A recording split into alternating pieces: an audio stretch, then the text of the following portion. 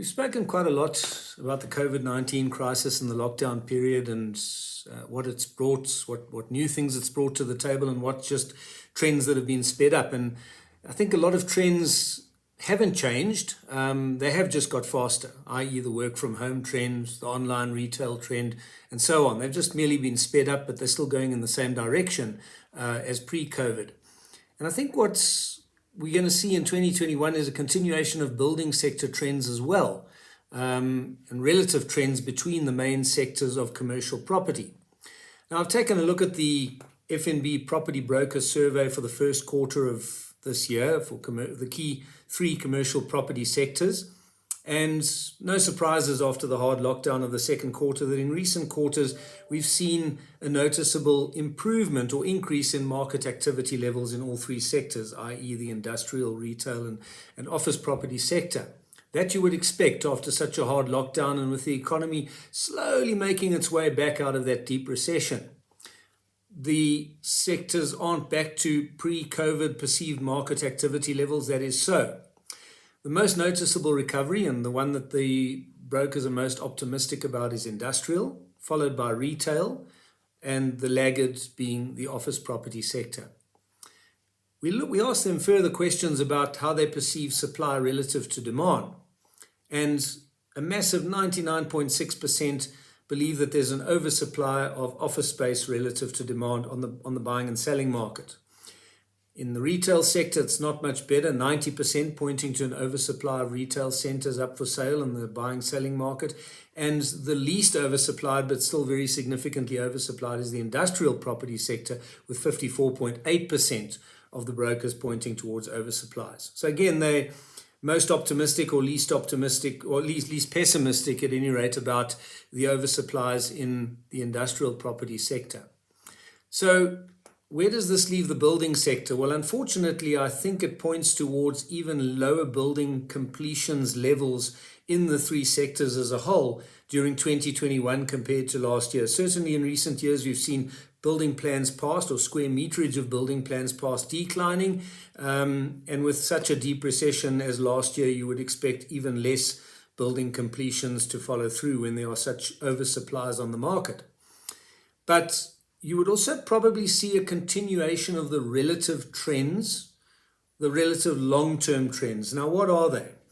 Well, all the way from the 1990s, we've seen this broad decline in office properties' share of square meters completed.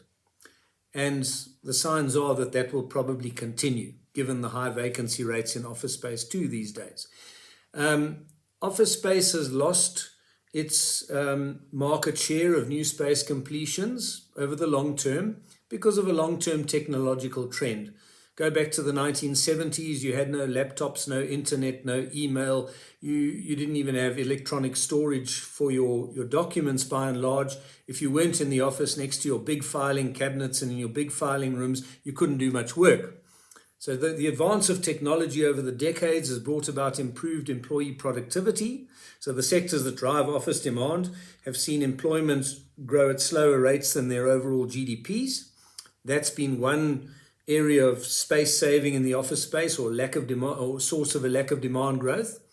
Filing space has been lessened, the need for filing space, because a lot of your document filing has gone online.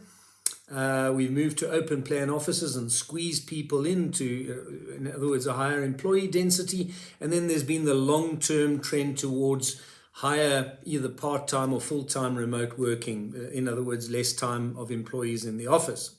So that's a long-term trend from the office sector, sped up now by this forced lockdown remote working experiment. More recently, retail property building activity started to lose share from about 2009, 2010 onwards.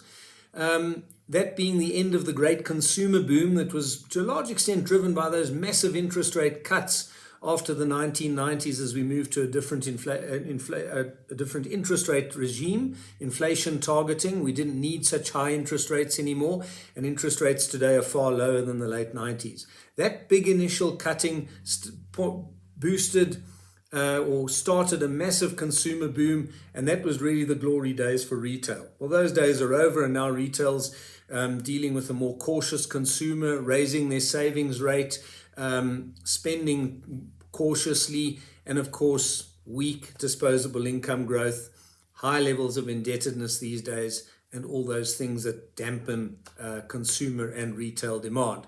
So retail's heyday has passed, and its share of building activity has been declining over the past decade or slightly more, and it's all left to the industrial property sector. On a 5-year average basis for the 5 years to 2004, industrial square meterage completed, new square meterage completed, was only about 40% of total building activity.